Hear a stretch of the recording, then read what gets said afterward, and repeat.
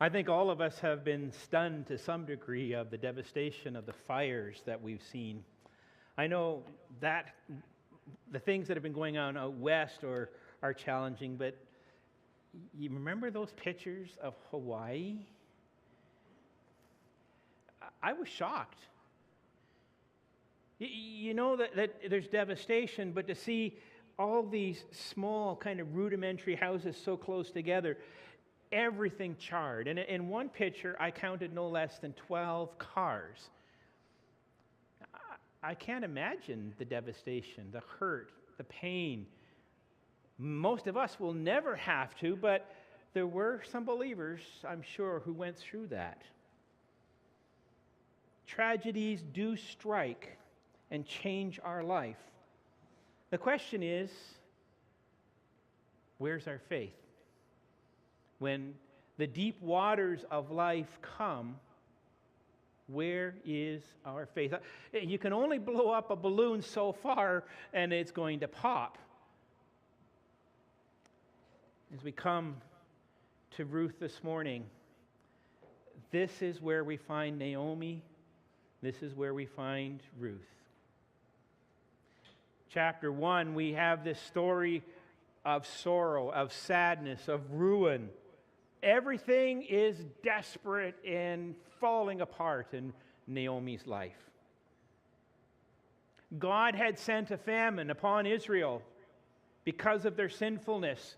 There was no food, no work for Naomi and her husband Elimelech in Moab, in Israel. So they made the conscious decision to immigrate, and many of you would understand that. They went to Moab. That's where the food was. That's where the jobs were. When their sons grew up, they naturally took upon themselves, they married Moabite women to be their wives, something which was against the express will of God. I can't imagine that they would have thought, at least in that moment of making that decision, this was good and right for us. This makes sense. There's nothing here for us in Israel. We're going to go to Moab where God will bless us somehow because we know that there's food and work there. And things must have gone on well for a good time. They were probably there about 10 years or so, perhaps, before some of these tragedies hit. So it looked like their decision to leave Bethlehem and establish themselves in this foreign place had worked out for a while. But then suddenly, inextricably, tragedy hit. First, Naomi's husband died. And then her 2 married sons died, leaving her and Ruth and Orpah in a life of destitute. No family to fall back on. Hi, Mom, we need you to help, and can we live in your basement? Or can you help us with a little bit of food or pay our mortgage?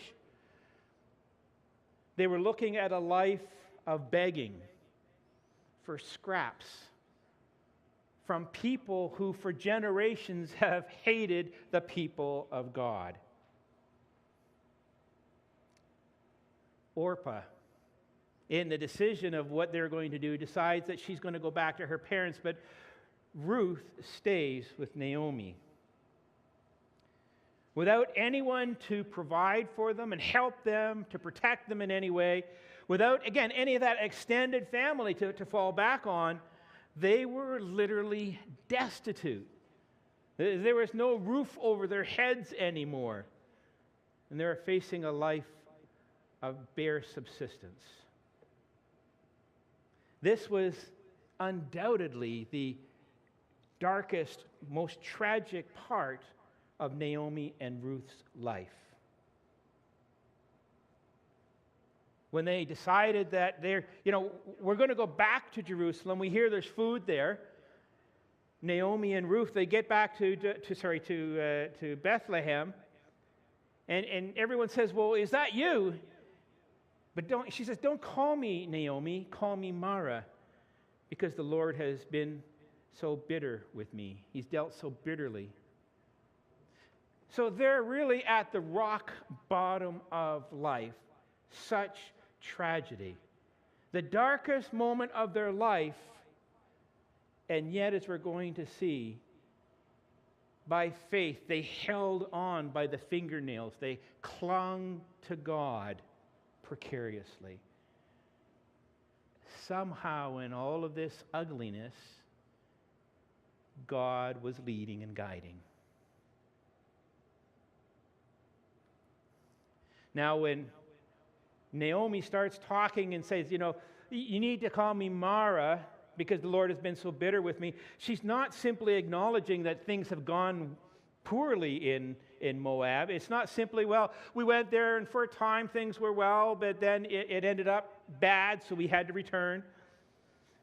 And she's not lashing out and blaming God, saying, what did you do? Everyone else be cautious of this God. Yeah, we love him, but he's a little funny sometimes. We never know how he's going to deal with us.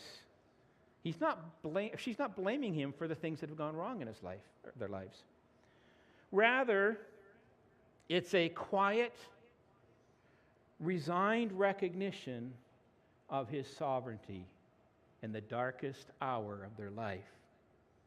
They're words that are born out of brokenness, a submissive spirit to the Lord. Everything that happened had been because the covenant-keeping God, Yahweh, has a right to deal with his people however he wants. No matter how it may look from our perspective, if he is sovereign, if he is righteous, and he is good in all things, this somehow is for his glory.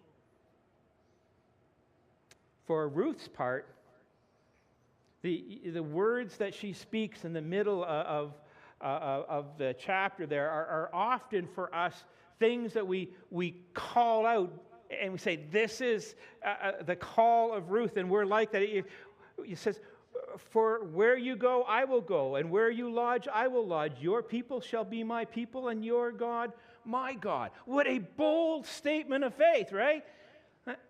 It's often part of the marriage ceremony, the vows of one to another. I know it was part of Shauna's vows. We had promised already we were going to be missionaries. That was what allowed her to even start dating me in the first place. But there's a difference between saying those words at the beginning of a new life when everything looks rosy and good. It's quite another to be able to say them when things aren't good, when everything's fallen apart, when there's pain, when there's suffering. And so we need to read those words. Where you go, I will go. Where you lodge, where I will lodge. Your people will be my people. They need to be tempered with the next sentence.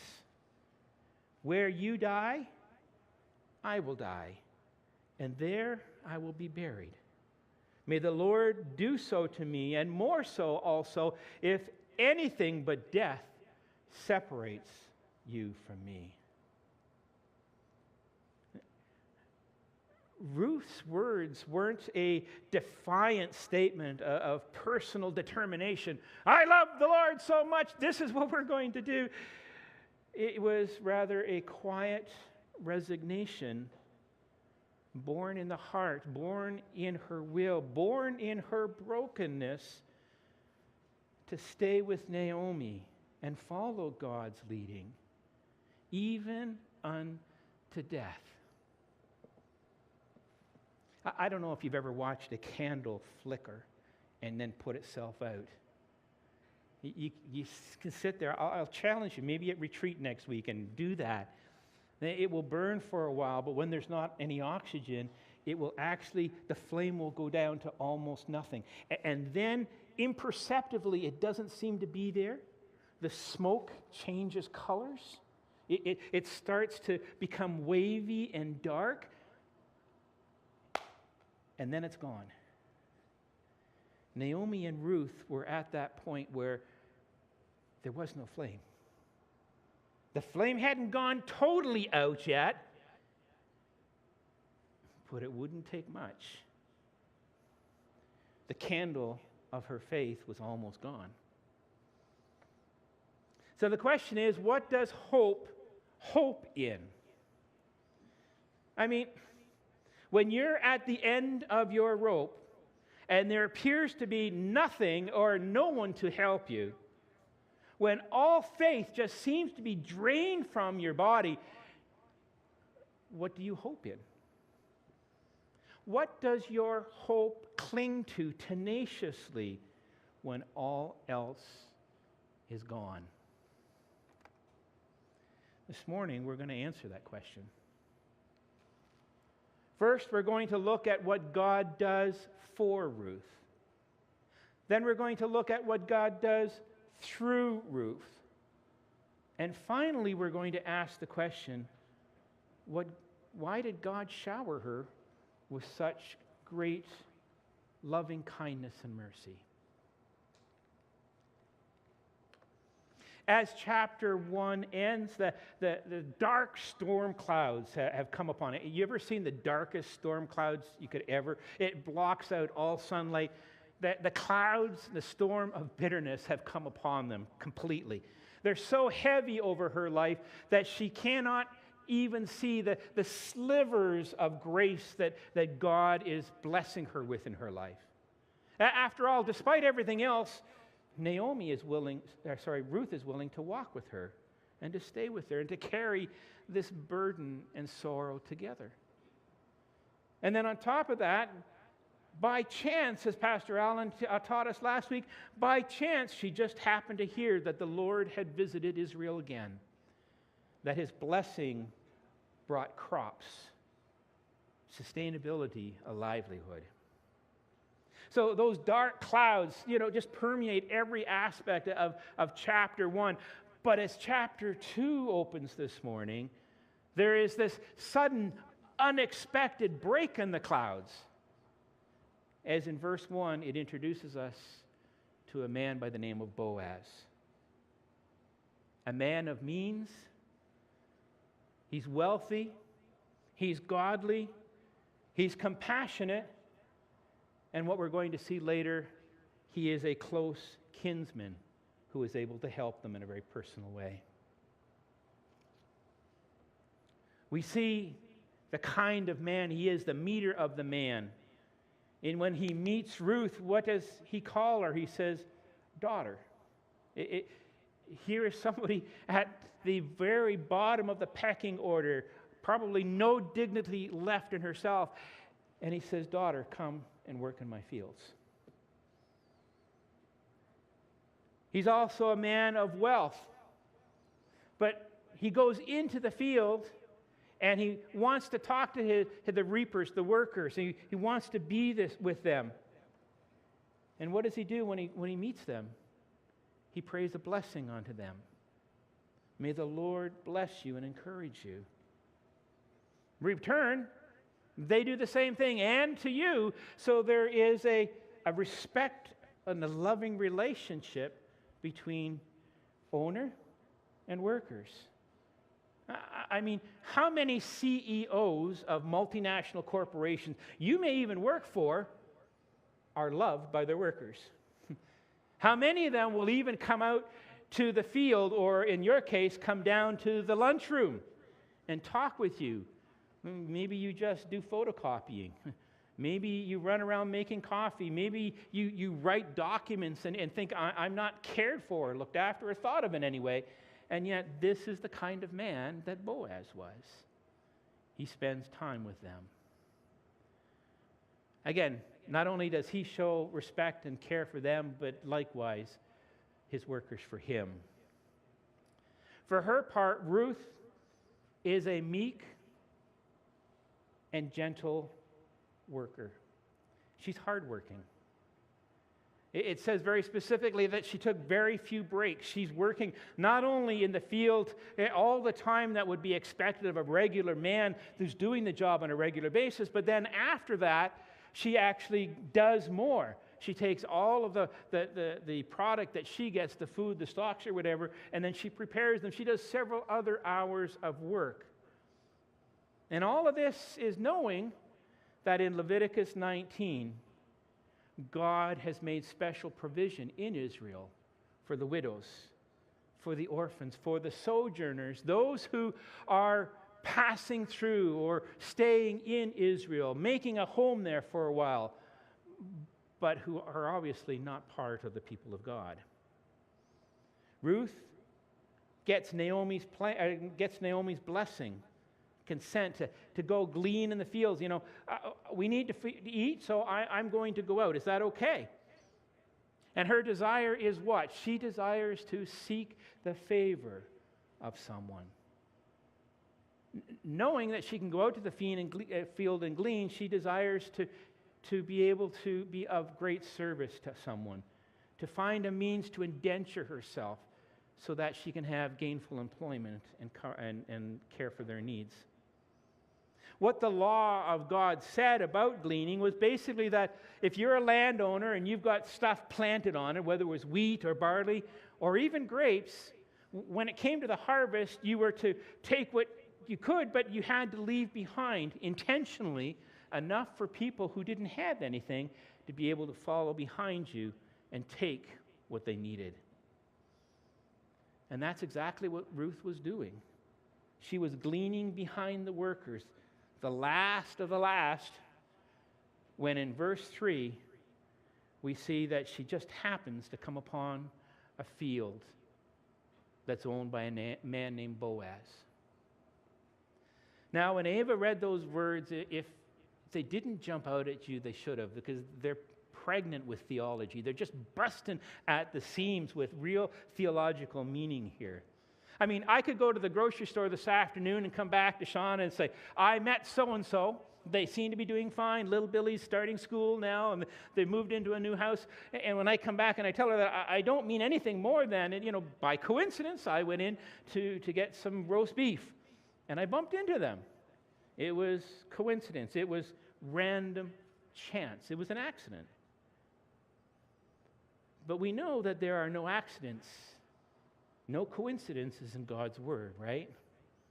There is no randomness in God's plans. What we're supposed to read and understand is that in this seemingly unforeseen circumstance, God was actually moving all of the moving parts to bring it together so it happened. It wasn't by accident that when she was still in Moab, Naomi had heard that God had actually blessed Israel again with crops, just at the time they needed to find gainful employment. It wasn't by accident that she and Ruth were actually able to get back to Bethlehem just in time for the wheat harvest. It wasn't by accident that Ruth found herself gleaning in a field of a wealthy man, but more important, a godly man, someone who was compassionate. It wasn't by accident that this man ended up being a relative of Elimelech, married by relation to Naomi. Someone who could act, as the Bible teaches, as a kinsman redeemer. We'll get into that in a couple sermons yet. But basically, that person who was part of the extended family could deliver her from her plight by marrying her and giving back to her her family dignity. And it certainly wasn't by accident that Ruth stumbled upon Boaz's land the very day that he comes out to see how things are going. Now, there's no coincidences here. This is God working behind the scenes in his providential care to bring about his good purposes. Preparing for what I'm going to challenge you is one of the great love stories of the whole Bible. A love story that exemplifies the gospel. Jesus Christ is our kinsman redeemer. When he became flesh, perfectly human in all ways, he lived that life out and is able to redeem us from our brokenness, from our sinfulness, and give us back our dignity of being made in the image of God. As we read these words in verse 5, we know that Boaz has spied Ruth, and it seems that he seems to fancy her in some way. He finds her pretty, at least desirous. Because he doesn't simply say, well, what's the name of that young lady out there? He says, who does she belong to? Under whose family structure? Who is she belong to in terms of the household of God? And later, when Ruth asks why he's being so kind to her, Boaz responds by saying that he's heard all about her love for Naomi and how she's left her father, she's left her mother, she's left her own people, her countrymen, to live under God's rulership and grace, which for him revealed a humble desire to follow God, even in the most difficult challenges of life. It was a submission to his lordship. So I would say that first looking on her and seeing her as comely or pretty was first there, but he looked farther and she was beautiful underneath. He saw a love for God and a commitment to God that transcended the darkness of her day.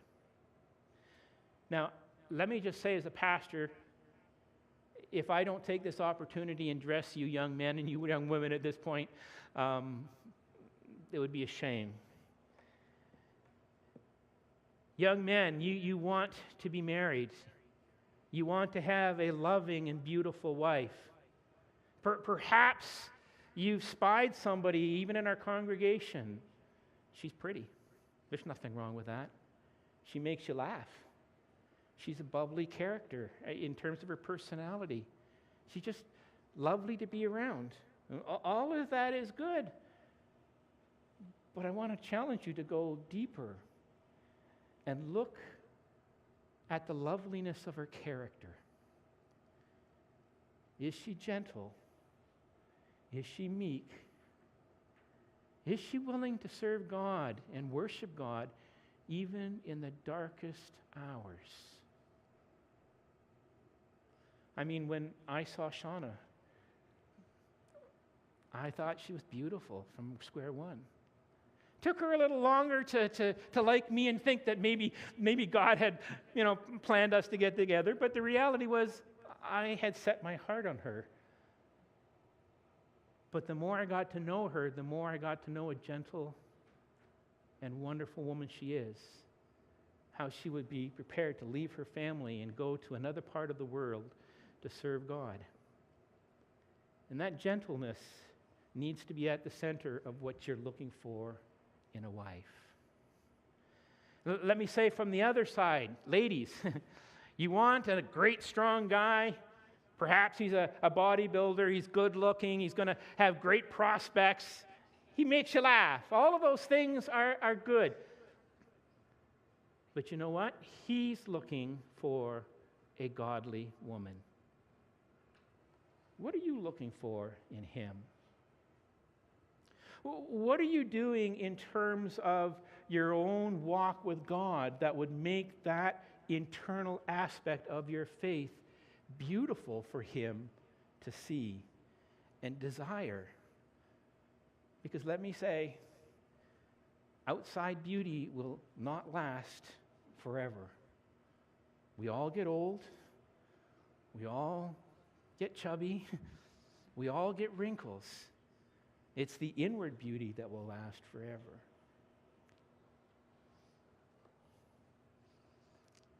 Ruth had gone into the harvest seeking favor of anyone who would help, who would allow her to glean in the fields, to make a living, and to support Naomi as well. What she found was a superabundance of grace through Boaz. Not only does he allow her to glean, but he tells his workers, you know what, leave extra grain lying around for her. You know what, forget that, just take stalks out of the bales and leave them lying there for her to find, which not only the grain good, but she can actually take the stalks and beat them down and to make other things like mats and that in the house. So she can sell those. He tells the workers to give her water. She's not to go draw her own water. She's to ask the men, the workers, to drink. And under no circumstance is anyone in his employ, none of the workers, allowed to criticize, allowed to scold, allowed to make fun of, or to take advantage of her. He knows how dangerous these fields are.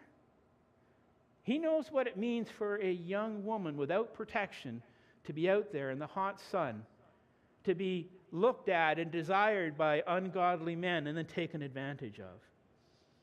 And if that wasn't enough, if all of those things weren't enough, he says, come and sit with me and my workers.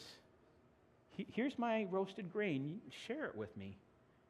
Here's some wine. That's mind-boggling. She's come from nowhere. He doesn't know her intimately in any way. And he says, come, stay under my protection, and I will look after your needs.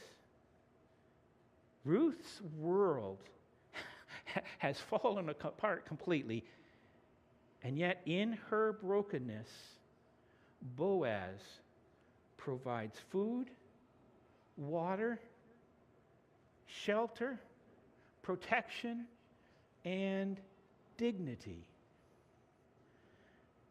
To me, that's a superabundance of grace. He didn't have to do any of that outside of what the minimal requirement of the law is just leave a little bit behind so that everyone could benefit.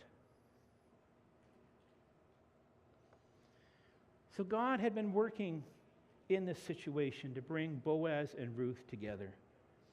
And God was also working through Ruth in this chapter. Because of Boaz's kindness, Ruth is able to lug over her shoulder about 30 pounds of wheat. And she takes it home. There's more than enough for Naomi to feed, but the rest of it allows them to be able to have an income, to be able to sell little bits so they can get extra things that they might need to live. At the end of chapter 1, Naomi is just full of bitterness. She's not blaming God, but she's just wallowing in her sorrows. But by the end of chapter 2, and she finds out that Ruth, by the happenstance of God, has found herself in Boaz's field, someone who not only has an interest in her, but who is a family member who can actually intercede on her behalf and allow her to come back into the people of God and to find that dignity. She's overjoyed. And she prays a blessing upon Boaz. May the Lord continue to bless this man. Wow. That's a big turnaround. From the depths of despair to the heights of joy, that God's mercies are now working through all of these circumstances for their good and for His glory. I think it's interesting, especially in chapter 1, no less than 5 times the name Bethlehem has come about. And in the second chapter as well, there's just a number of times. You ever thought about the reality that all of this happens in or around Bethlehem? That, as surprising as that is, it should be mind-boggling that when Ruth and Boaz actually get married, their grandson is going to be whom? It's going to be King David. And then follow that down a couple more generations in the Gospel of Matthew. Who is born in Bethlehem? A Savior, the Lord. God's setting up His mercies in the immediate context for Ruth, for Naomi, and Boaz. But He's also setting up a redemptive picture of the Messiah who is going to come, who is going to be the greater Redeemer, who is going to be the kinsman that we do not deserve, who lived that perfect life for us. That should be mind-boggling. And so again, there's this love story that perfectly pictures the gospel. We look at it today and obvious, but to the people of the day, to those who are faithful Jews today, they don't see that. Boaz's kindness, it must have been almost impossible to comprehend. Too good to be true. Here she is. She's a Moabite who, by the way, the Moabites were cursed by God back in Numbers, I believe it was 22. She is a widow with no status, no belonging, and yet he shows her great respect, great dignity by addressing her as daughter. He tells her to keep close to his young woman. Don't glean in those other fields. He instructs his men to watch out for her, to make sure that no harm comes to her. He invites her to eat with him and his worker. And again, so he provides work, water, protection, food, and dignity. She must have been overwhelmed. And we know she was, because what's her reaction? She says, "Why have I found favor in your eyes, that you should take notice of me?" She falls on her face, on her knees, in submission, in humbleness. She's shocked at the compassion and the grace that he's extending to her. In her eyes, she is unworthy of any kindness. And I guess the question arises for us and for her, why? Well, Boaz's response starts in verses 11 and 12, and he says, really, this is the heart of the whole chapter, let me say, by the way. If you need to go back and look at things again, read everything in relationship to verses 11 and 12. So he responds back to her, and he starts by saying, I know your story. You're the talk of the town. You're the buzz of the marketplace. Everyone is talking about you, and I've heard your story. I've heard of what you've done for Naomi since your husband has died. You've left your father. You've left your mother.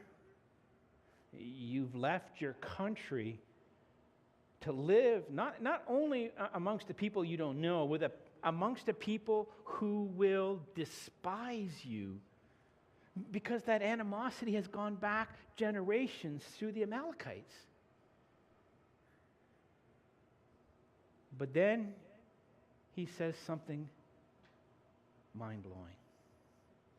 The Lord repay you for what you have done, and a full reward be given you by the Lord, the God of Israel, under whose wing you have come to take refuge. He says, it's not me who's blessing you. It's God.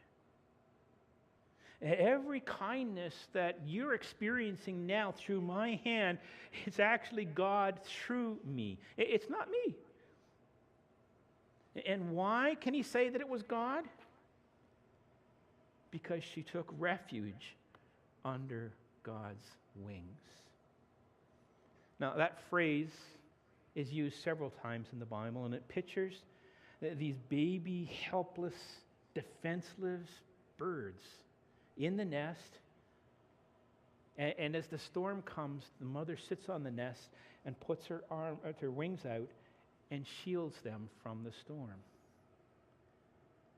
It's the heart cry of all of those who seek God in times of extreme trials and hardships, when every earthly support and comfort is wiped away, when every ounce of self-reliance is exhausted.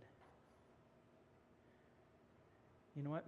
Many times this is not a loud shout unto God as much as it is a feeble whimper of faith under such hard trials. It's a feeble whimper of faith that reaches out with every ounce of effort and holds on for dear life to the God she trusts. It's the words of Psalm 57. Be merciful to me, O God. Be merciful to me. For in you my soul takes refuge. In the shadow of your wings I will take refuge till the storms of destruction pass away. I cry out to God Most High, to God who fulfills his purposes for me. He will send from heaven and save me. He will put to shame all who trample on me. Selah. God will send his steadfast love and faithfulness. Boaz saw in Ruth a simple, fragile, yet persevering hope in God. In the face of all of these overwhelming situations that have happened, these hardships, despite everything else, she knew that God was good. His ways are good.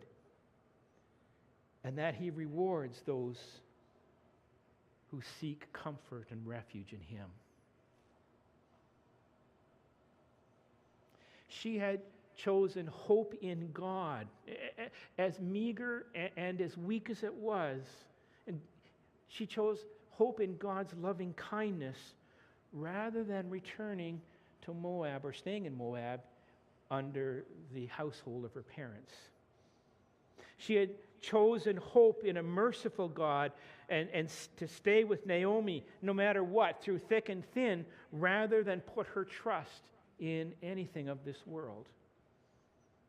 Above all else, Ruth possessed an unassuming but tenacious faith in God's goodness. It's a faith that can only come in the crucible of life. When all of the dross and the imperfections are burned off, there is just the smallest, purest of faith. And that's what Boaz saw. And that's why God has rewarded her through him. She had sought refuge under his wings for protection. It may have been Ruth's beauty that first caught his eye. He may have said, "Whoa, what an industrial worker. She's out there working harder than all the men just to make sure that she gets what she needs, and she's not being presumptuous about anything." Those are wonderful characteristics to have in somebody. But you know what? He sees the loveliness of her faith underneath. And that's what catches his interest. It's that meekness, it's that gentleness of spirit. A spirit that rests wholly in God. And that's what spurs him to kindness. Is it any wonder that God, in his great plan of redemption to save us, includes Ruth in the genealogy of Jesus Christ? An outsider, someone who is not part of the Israelite nation, of the people of God, someone who was cursed under the law by God, finds him worthy of worship and praise, someone worthy to be followed.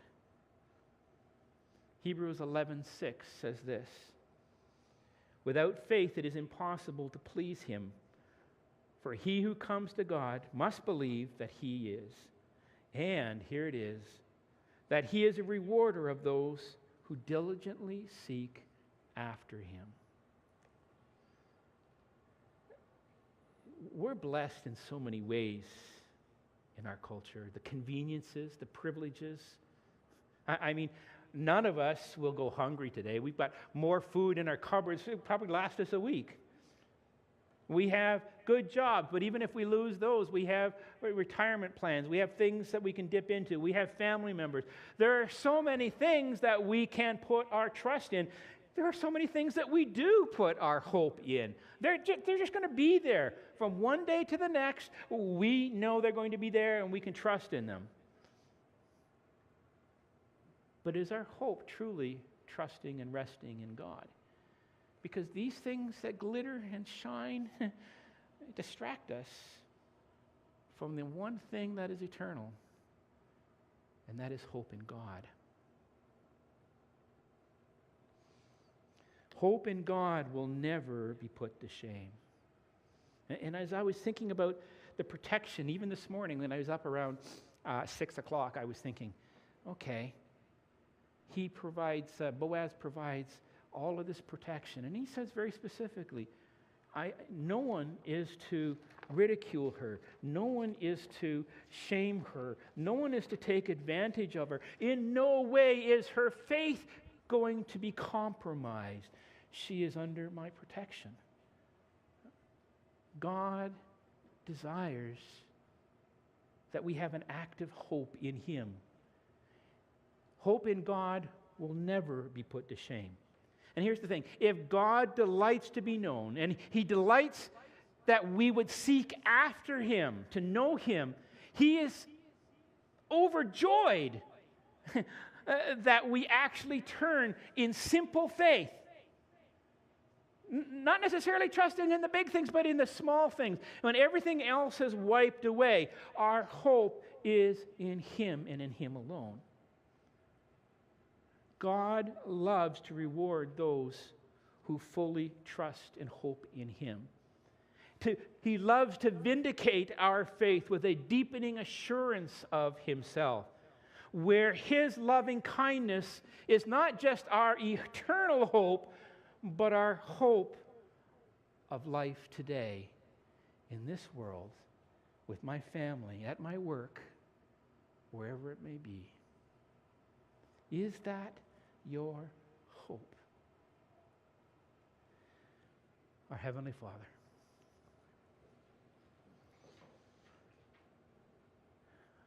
we confess that